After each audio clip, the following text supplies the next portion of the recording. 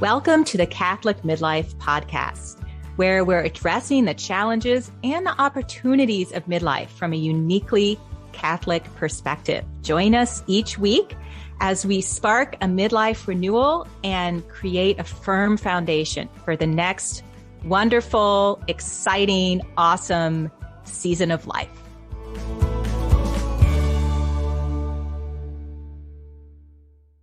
Hello and welcome to the Catholic Midlife Podcast. It's great to be here with you. Hi, Curtis, and hi, listeners. It's Karen. I'm happy to be here as well. We had a comment from a listener this week. Someone said, I ran across your podcast on my favorite podcast platform, and I found you both calming and inspiring. I'm so glad I found you. So thanks for that comment. Oh, that's really appreciated. Yeah, thanks so much for connecting with us and giving us a little bit of feedback. It really is great to be here and to be with everybody. Karen and I, we ran across the apostolic letter Totum Amoris Est. Everything pertains to love. So I try to keep up with the apostolic letters and the encyclicals, and I've been more interested in reading a little bit more about what Pope Francis has to say. I haven't really followed him that closely. I have to say, Curtis, I'm usually time delayed in really connecting with the documents that come out of the Vatican. So I was really glad that you put this on my desk and encouraged me to read it. I found it pretty inspiring. It's about, St. Francis de Sales and some of his approach and attitude in the midst of his own unique place in history. It really makes me want to read up a lot more on him. Yeah, and it's pretty cool. This is a little different from your typical apostolic exhortation, this is an apostolic letter. And it's published on the 4th centennial of the death of Francis de Sales. So he died December 1622. I was trying to quickly do my math, as you said. 4th centennial, okay. Yeah, we'll do the math for you. He died at age 55, so he's born in 1567. He was in France and Geneva and thereabouts most of the time. Holy cow, 55. Yeah, so I don't have very much time to do my work and catch up here, man. Well, Pope Francis said, well, he lived a short life and died young, but he had a big impact. Ah, very nice. Kind of funny. Your perspective changes. It does. On who's old and who's young. Exactly. One of the midlife transitions, maybe.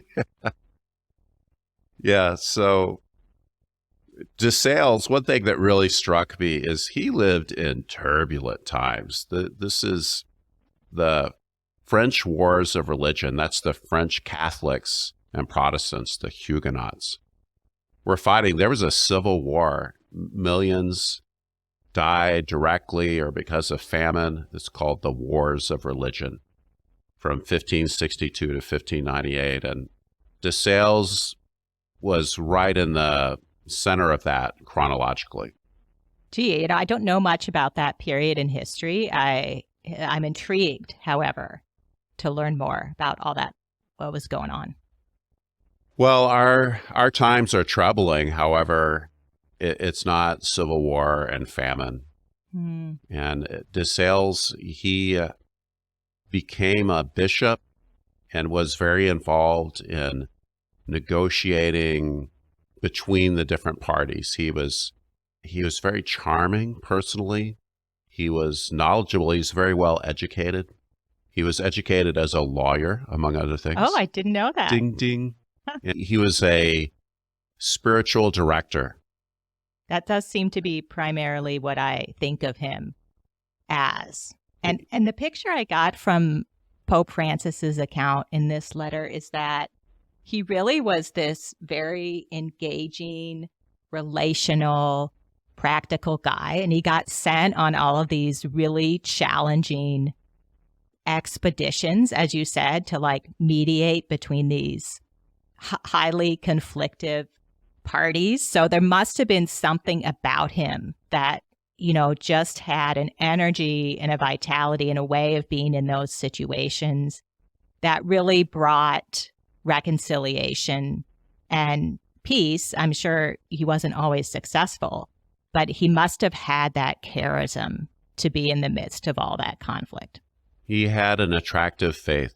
Hmm. Hmm. So Karen and I, we're going to talk a little bit about this apostolic letter and some of the impressions and what it inspired us, because DeSales did way too many things for us to give you a snapshot of his life and times and thought and achievements. Right. Well, one of the things that struck me was, just as you said, the turbulent nature of his times, that there was a lot of change going on. And what comes across in Pope Francis's account was that DeSales had this ability to both see the tremendous change that was going on around him and also to engage with it as a great opportunity. So I didn't get the picture that he was standing back and rolling his eyes and saying, "Oh, can you believe this culture? Let's just go live in the wilderness and remove ourselves from all this." He was in the middle of it and engaging with it as a tremendous opportunity for bringing the gospel to the hearts that needed the gospel. Yeah, Karen. So here's a funny thing that he wrote to DeSales wrote to one of his priest friends. He says, "The world is becoming so delicate that in a little while, no one will dare any longer to touch it except with velvet gloves, or to tend its wounds except with perfumed bandages. Yet what does it matter if only men and women are healed and finally saved?" Interesting. So he sees that reality, but then he can look beyond it to reach people. Well, it really resonates. Sometimes you feel like you can't even talk to people anymore. Yeah. Except unless you approach them so delicately with velvet gloves. That's one of our new images, I think. I really like it. So another thing that came out, and this is kind of what you're saying, I think, is Pope Francis is saying, we live in times of massive change also. We also live in these times that maybe the culture is super delicate, as you said.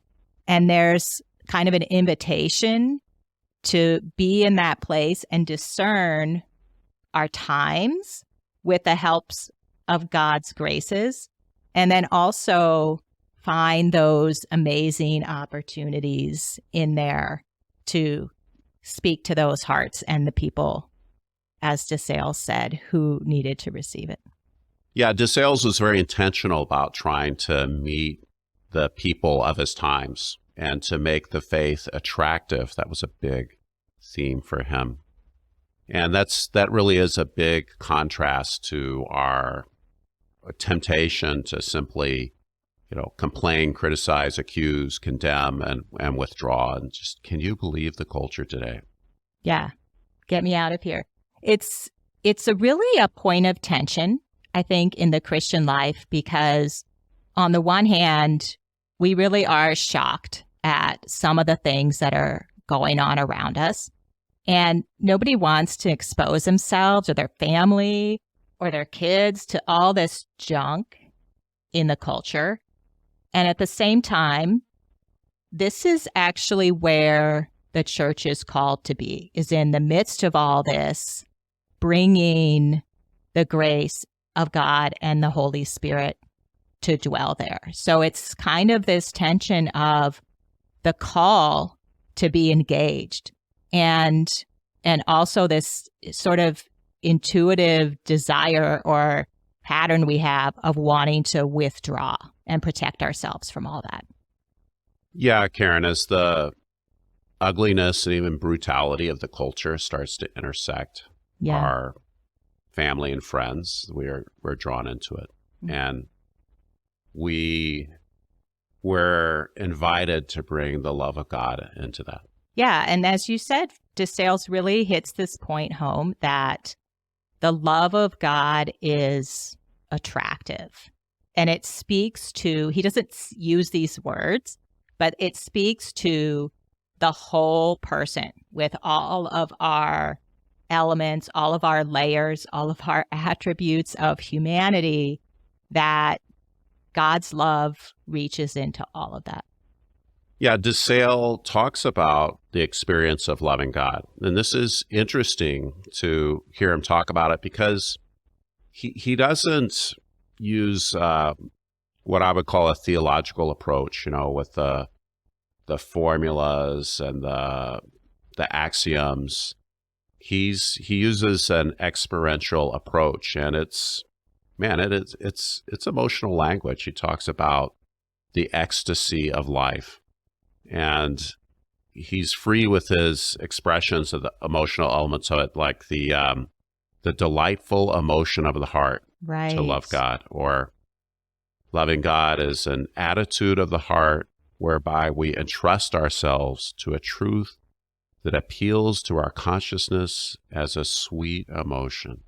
Wow. So he's not afraid to use all of that emotional language and talk about God speaking to the emotional aspect of the human person. He wants to connect with people. Yeah. He wants to meet them. He wants to meet them in the interior of their heart, where we have the things that really matter to us. Right. And I like how he says that God speaks to us in our ordinary humanity, right? He uses the things of our life to draw us to him. I think he calls them the chords. And he uses these chords to draw us into his love, the chords of humanity, of love, of friendship. And he really has this approach that God's way is this kind of persuasiveness that respects the integrity of our human freedom, but is so attractive that it creates this desire in us for God. Yeah, this persuasiveness and attractiveness. And what a contrast to the times and places of his life where there's violence, there's tremendous conflict and discord, and here he is trying to bring out a persuasiveness and an attractiveness. It's really beautiful. One of the things that I was struck by in the letter was kind of some of the driving principles for Francis de Sales. And I don't obviously know what his most powerful question is. I don't know if you guys were with us, listeners. In our Purpose season, we interviewed John Olesnavage and talked about his process of finding this unifying question that drives each person throughout their life, their unique, powerful question. But I have this idea that for DeSales, it was this question of what does it really mean to be, the word he uses is devout. And I think the word I would use, or we would use today, is holy. What does it even mean to be holy for real? Well, that's an interesting contrast, devout and holiness. And I agree, it seems to be the language of his day as well. God, you have to be devoted to God. It's all about the devotion. And holiness, well, it's a different perspective, but still, he has a lot to say about, well, what does devotion really look like? And he comes up with these kinds of personal approaches. Yeah. Yeah. And I think there were a lot of ideas in the time about what it actually means to be living the Christian life and to be devout. And it really surprised me how he talked about it. So Pope Francis quotes Saint Francis, and he uses these words. He says, devotion is a sort of spiritual alertness and energy It's like this spiritual energy where charity acts within us, or we act with charity, with this affection, right? It's that emotional language again, with affection and promptness. And so he's really breaking down, it's not doing a particular thing. It's not living a particular lifestyle. It's having this interior energy and alertness that's alive to God and alive to the world, and really intersects both of them. And the letter emphasizes that there's really not one right way Exactly. to get there. And in fact, getting there, as it were, it's part of the human vocation. And in freedom, we discern the particular vocation and the particular call for us to exercise our devotion or our holiness, we might say. One thing that strikes me is there's a certain, this vocation that you just mentioned to discern in freedom what love looks like in our life practically and at any time. That's actually really hard. And I think a lot of us, that we feel that as kind of overwhelming. And so we want people to tell us what to do. Okay, tell me what to pray. Tell me how to live the sacraments. Tell me how to deal with this situation in my family. Tell me what to do to be a good Christian, or to be holy, or to be devout. But the sense I get from St. Francis is, no, that's your job. That's your job in the moment, in this situation, in this decision, to ask that question, okay, what does love look like here? I don't know. That's kind of a lot of responsibility, Karen. I know. I want people to tell me what to do. Yeah. It kind of reminds me of the question around prudence. Oh, what's the prudent thing to do? Yeah. There's no definition for it. It's always like, well, just use good judgment. Oh, great. How do I get good judgment? Use bad judgment and learn from it. Well, it really opened my eyes when one of our friends said, well, this is what prudence is. It's being in your situation and looking at all the factors and discerning what you think is the best choice here. And it's not always going to be the same choice. And in this letter, this reflection on de Sales' work, I guess, or teaching, discernment asks this question. Discernment asks, what does love look like here? Where can love be found? And I really like that, because asking the right question is what gets us great results. Exactly.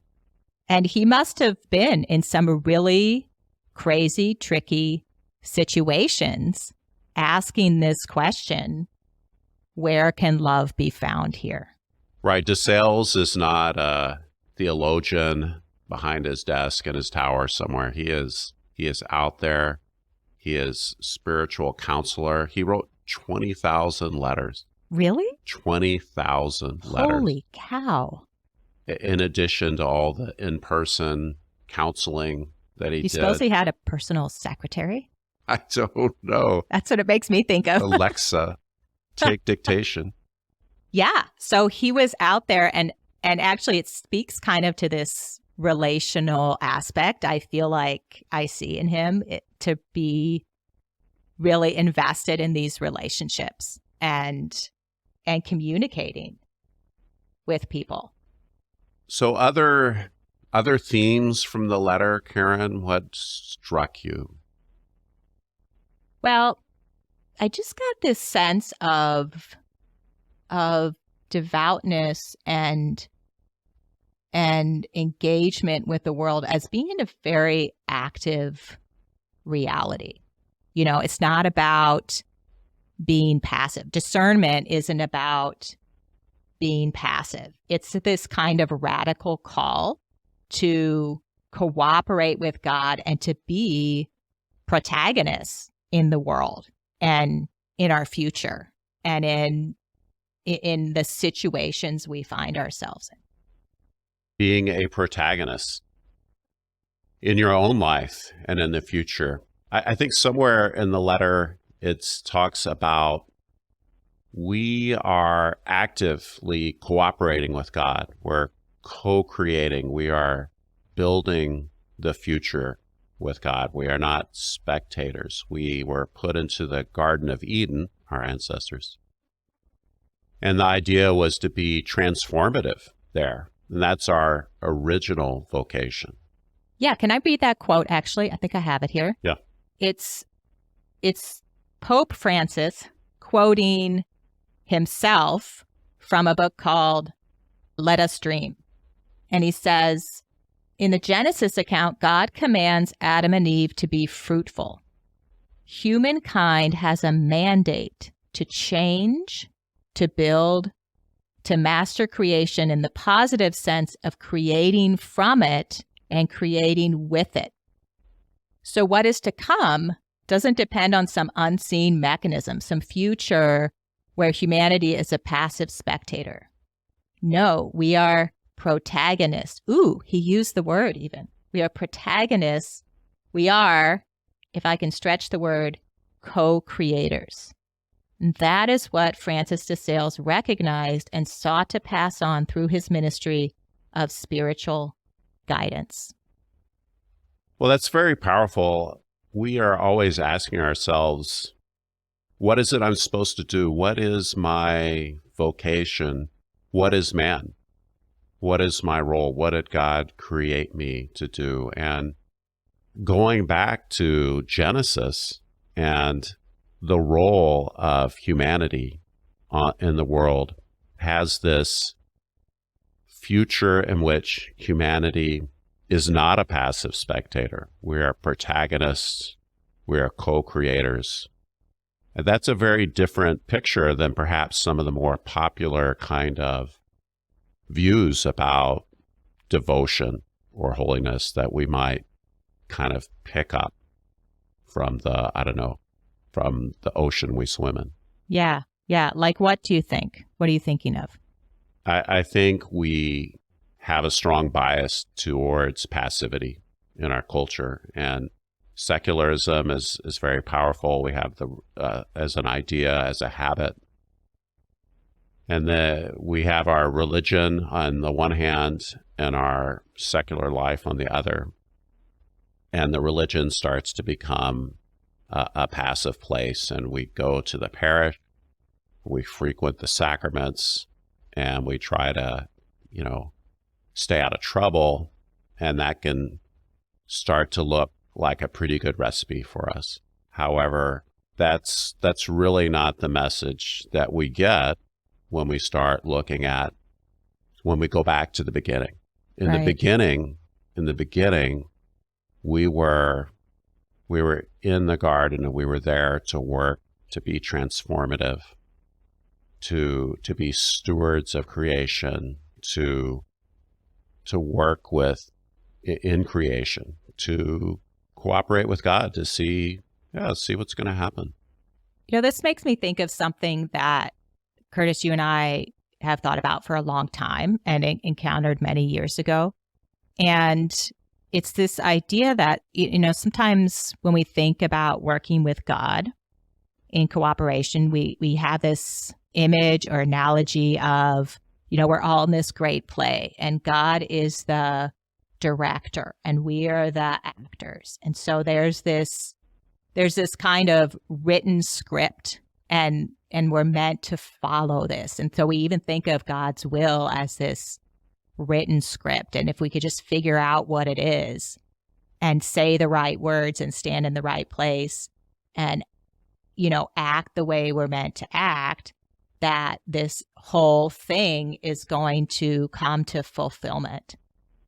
I remember we really were struck by the difference between that analogy and, for example, the analogy of improvisational theater, where there is no script and there's no definitive plan, but you're showing up with that energy and with the intention and with the alertness, and you're engaging with the other actors in a way that's extremely collaborative and cooperative. And there's this investment in what each of the other is doing. And together, you're building the scene, you're building the play, you're building the plot and the action. And that just strikes me as a much better analogy of what it means to be a co-creator with God, that we're actually called to bring something to the table,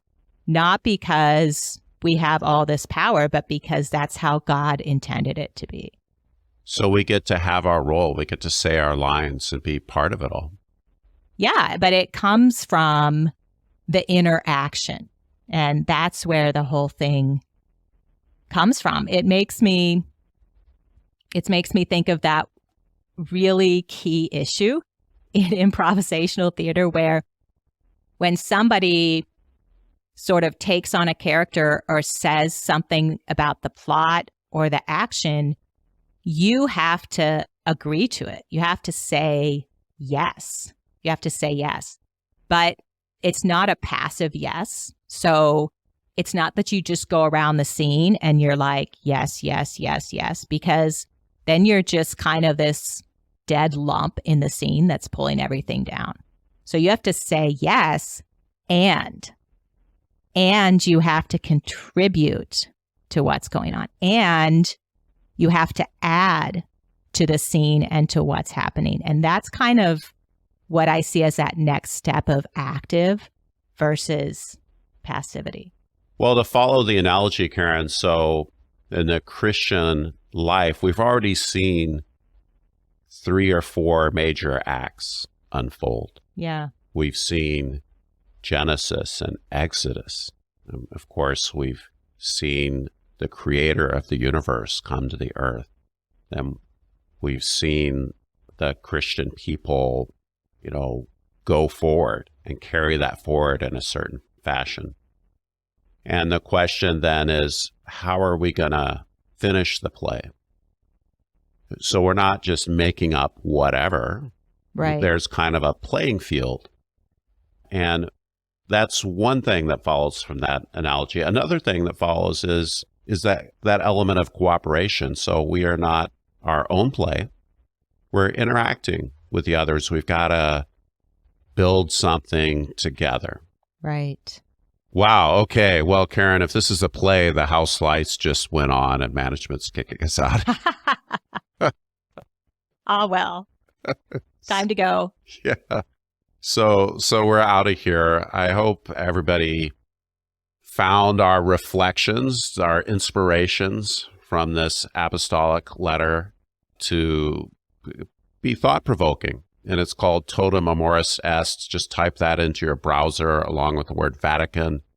You can find the letter. It's free on their website. And if you are following the podcast and you're starting to become curious about coaching and what could it do for you, then you should book a consult with us. Go to thecatholicmidlife.com, look for the orange button, book a consult, click through, you can schedule it. It's going to be a 30-minute conversation. We're going to find out what's going on with you and what we could do to work together if we would like to do something together.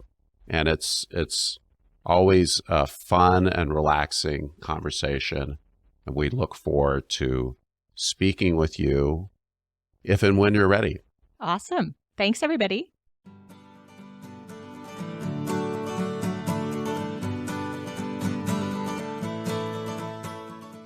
Thank you so much for listening to the Catholic Midlife podcast. It's great to be here with you. Be sure to subscribe on your favorite app or platform. Leave a review. That's so helpful so that others like you can find the podcast. And be sure to tell your friends. We'll see you next week.